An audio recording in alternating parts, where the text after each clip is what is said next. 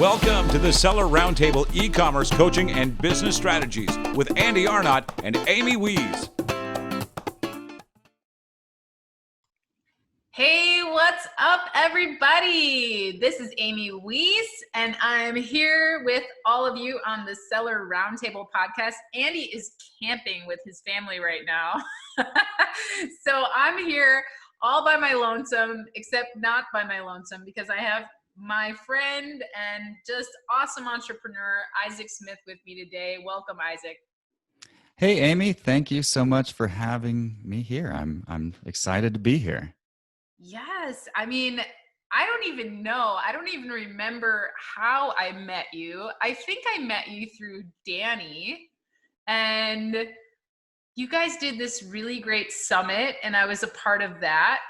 And then ever since then, I think I was on your podcast after that, and we hung out a couple of times online. And I was like, hey, this is a pretty cool guy with a pretty cool story. You got to get on my podcast. So awesome to have you here. Let's talk just a little bit about you. So tell us a little bit about you and, where you're from and where you live now, that kind of thing. Sure. Well, thank you again. And thanks for that nice introduction. It was great having you on the summit. So where I'm from Portland, Oregon. I'm here in my home office, rocking my quarantine haircut. And so, yeah, I'm from Portland. I've spent a lot of time doing a lot of things, but I guess what listeners might like, the story listeners might be interested in is the story of the architect. I used to be an architect, but that sounds awesome. Yes, I know it does, but in reality, it's not. And I was having panic attacks and near mental breakdown. Maybe an exaggeration, but maybe not. And so I just needed to do something else. And that was maybe 2013. I started the e-commerce journey in 2014. And I started with, as you mentioned, high-ticket drop shipping. And I've been doing that almost ever since.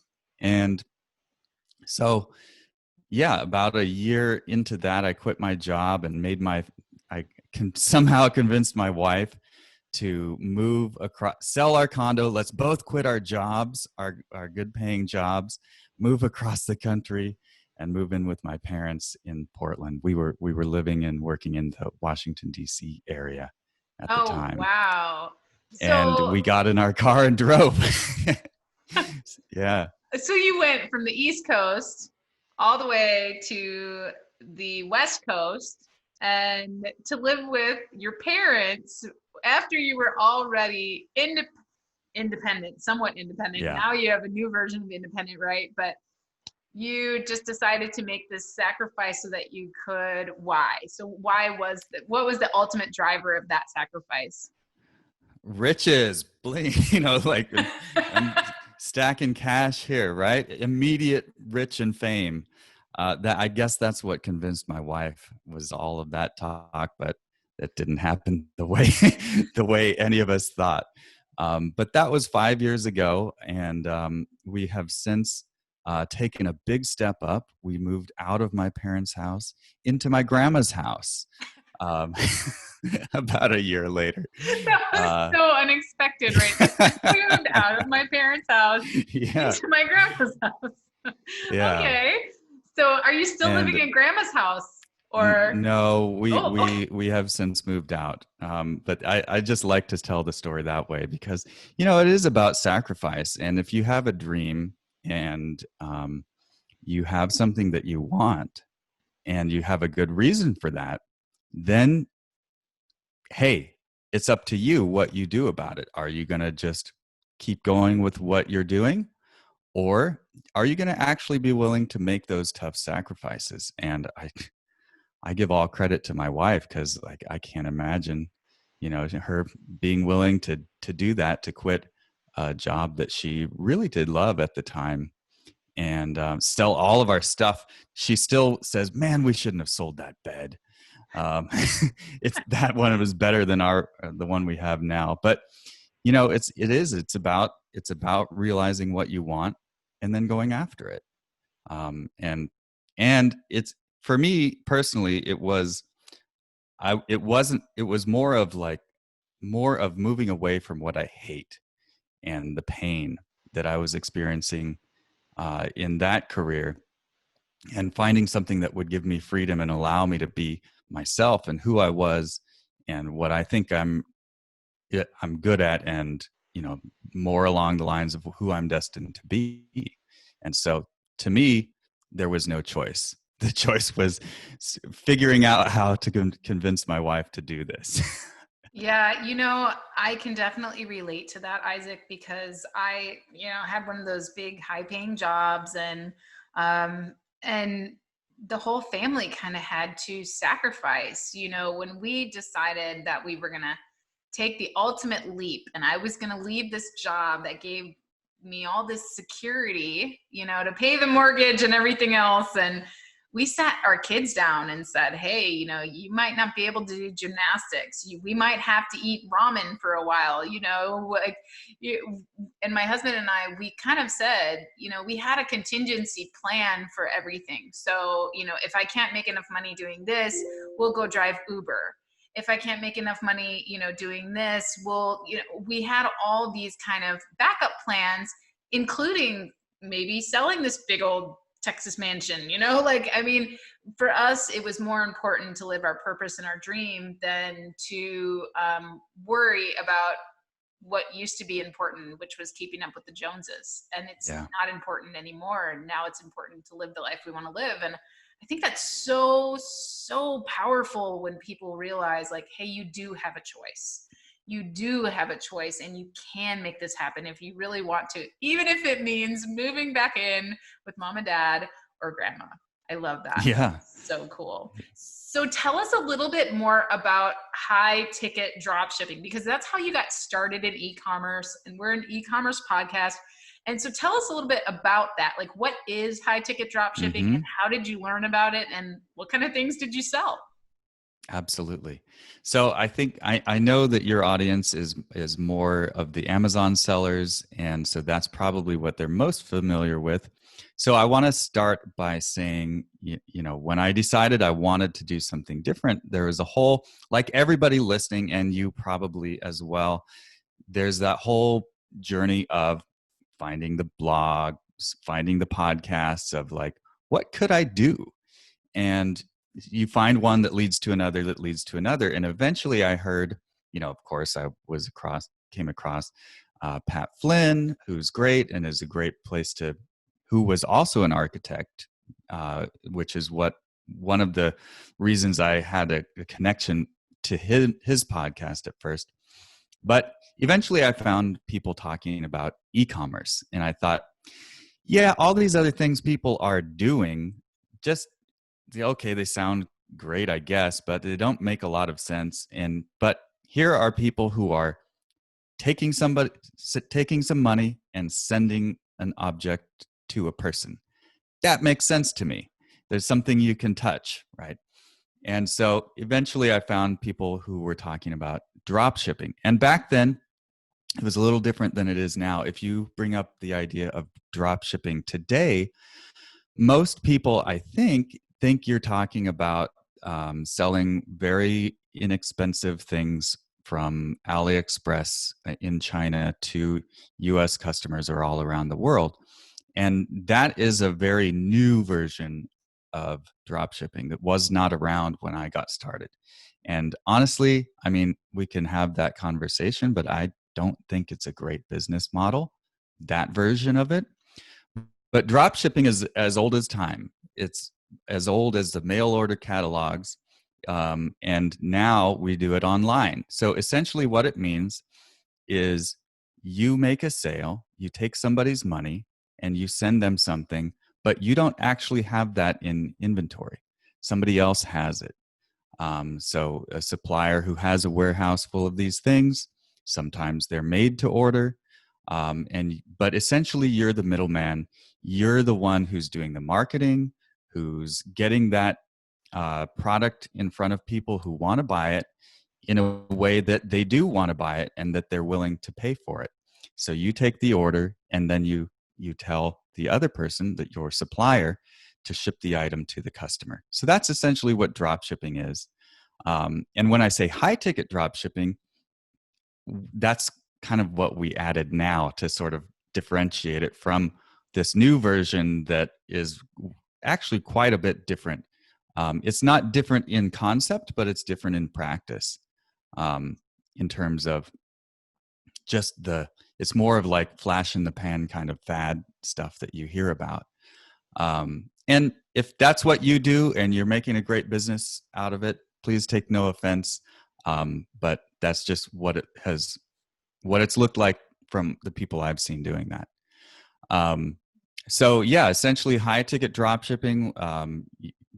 My very first business, it was a failure, but it took me way too long to realize it was a failure. I was selling remote controlled cars, drones, helicopters, planes, that sort of thing.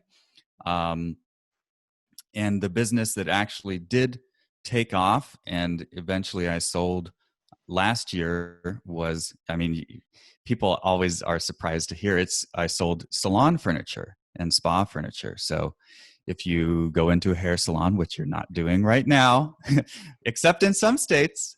Yeah, I now, went and got my hair done the other day. Are and you? I was so thankful because, Oh my gosh.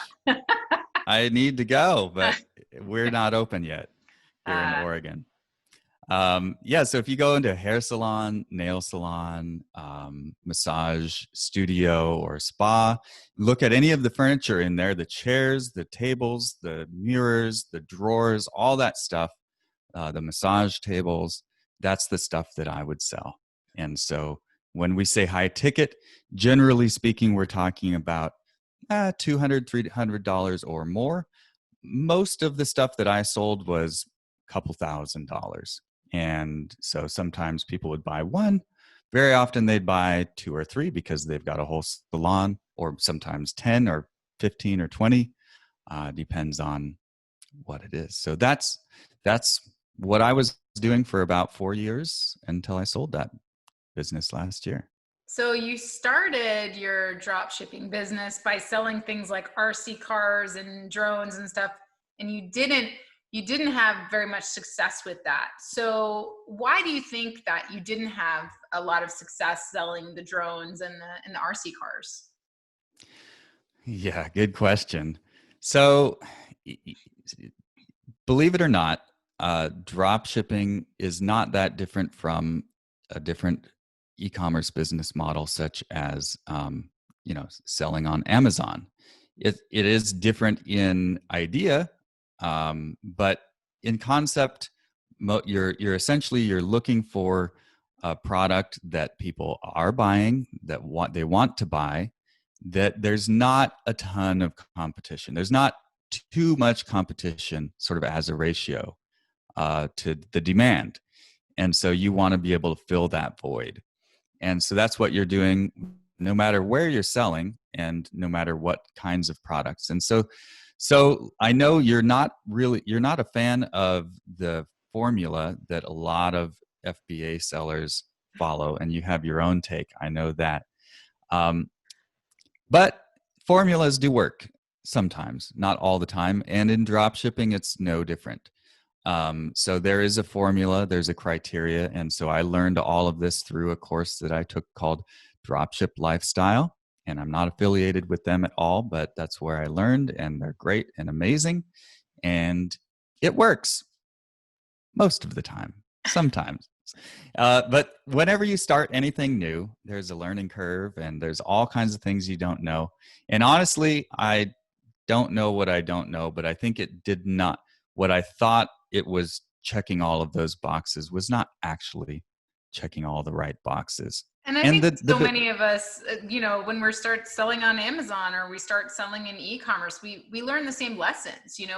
I've had plenty of products that I thought were good and it seemed like they were good, but then when I actually tried to sell them, I found, okay, too much competition, or, my differentiation isn't enough, or, so I think it's the same way with drop shipping. Is no matter what you're doing, you have to get in front of the customer who's going to buy from you. You have to get your products in front of the customer who's going to buy from you. And when you do that, you're hoping that there aren't 30 others that are right next to you. You're hoping you can get in front of them and they can make a decision to buy from you. Whether you're drop shipping that product, I mean, really, drop shipping is kind of just a different form of fulfillment. You know, you're kind of just you're the salesperson. You're making a profit. You're not having to have that inventory, but you're able to sell that item, and you still have to go through the whole sales process. The only thing you don't have to go through is the fulfillment process, right? So I totally get it. You know, RC cars and drones, those are actually pretty popular, and I'm sure there was quite a bit of competition there. And so it's not as easy to get in front of that customer and then have them make a buying decision with you, when they can also buy on Amazon, or they can buy over here, they can buy over there, and many different prices, many different, you know, methods for selling and advertising that product. So awesome. So you decided to get into this salon and spa furniture. Very cool. And then you scaled that. So talk a little bit about scaling that business. Like, how did you find salons and stuff to sell to? And because we want to talk about, all of us have a goal, most of us anyway, have a goal to sell our businesses. And you sold your business. So can you tell us a little bit about, like, hey, here's how I scaled it, and then here's how I went about selling it? Absolutely. Yeah. And I would also add to that, to the RC cars failing, you know, that you do need to know your customer. And one thing that I didn't know, so one of the things you look for in this method is you're looking for people with disposable income. So generally upper middle class people who are willing to spend money without worrying about it too much. And so that's what you're hoping for in a lot of this kind of business. But I didn't know that RC car enthusiasts are actually generally not very well off. They're actually, I think, generally on the lower end of income. And they would call me up and we would talk for like an hour. And I'd say, okay, you ready to buy? They go, I think I'll go get this off Craigslist used. So there's somebody who's going to trade me. We're going to swap or something. Like, So I didn't know my customer, and I made an assumption that was totally wrong. So there's things that you're going to find out. And so I feel like I've just sort of repeatedly failed enough that something worked out, and I've done it not as fast as I would like. I wish I could have made these iterations much faster. So I didn't even start out thinking I wanted to do salon furniture. It was actually home massage chairs, like those electronic things that'll massage you all up and down. And that didn't work. But I had a store that was called Aria Chairs. And I thought, well, geez, what other kinds of chairs can I sell? And eventually I heard of this thing called a pedicure chair. Honestly, I'd never seen one before in my life. I didn't know such a thing existed. But I figured, okay, before I completely shut this thing down, let me see. And I listed, and it sold. I was like, whoa, great. So yeah, you asked me about scaling. How do you scale? Really, it was a course of 4 years. And as it's the entrepreneurial journey, ups, downs, roller coaster, fear. And really what I've learned now is it's really, really, really important to figure out what you should be focusing on. And that's actually not an easy task. But once you know that, don't be distracted by all these other things. Squirrel. And so I get squirrels all the time, and I think that's something all of us struggle with. So yeah, please keep going. It's good. Yeah. So, I mean, I tried all kinds of different things, but really in the end, what worked was just focusing on those fundamentals. And, you know, I look through my journal and I can see like all the months that I've wasted trying to build content marketing or something. And yeah, I built a team that can do that, but the ROI wasn't what I wanted.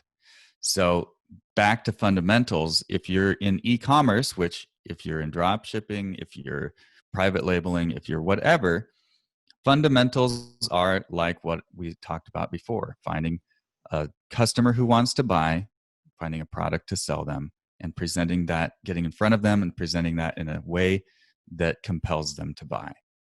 And yes, marketing is great and it's important, but if it pulls you away from that focus on what is working, your business is eventually going to decline. And that's what happened to me. And it's a long, sad story.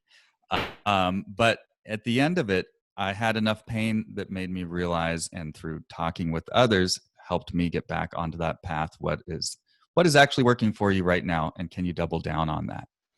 And so for me personally, in drop shipping, and which is not that different from selling on Amazon, it's about having the right product first and foremost. If you don't have the product that people want to buy, nobody's going to buy it.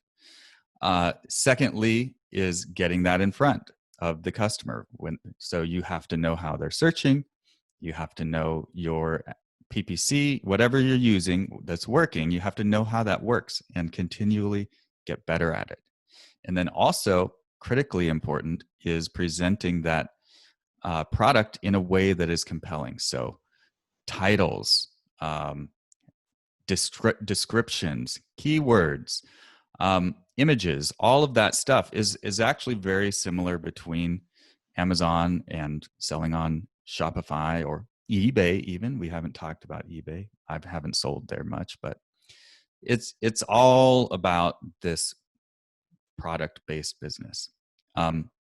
So if you can keep focusing on that, and it's working, and you don't take your attention away, you should see maintaining that growth.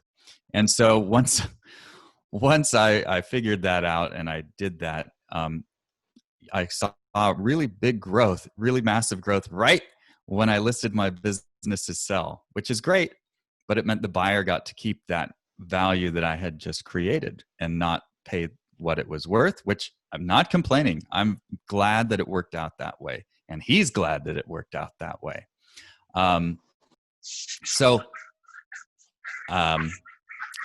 That's really it. Thanks for tuning in to part 1 of this episode. Join us every Tuesday at 1 p.m. Pacific Standard Time for live Q&A and bonus content after the recording at sellerroundtable.com. Sponsored by the ultimate software tool for Amazon sales and growth, sellerseo.com and amazingathome.com.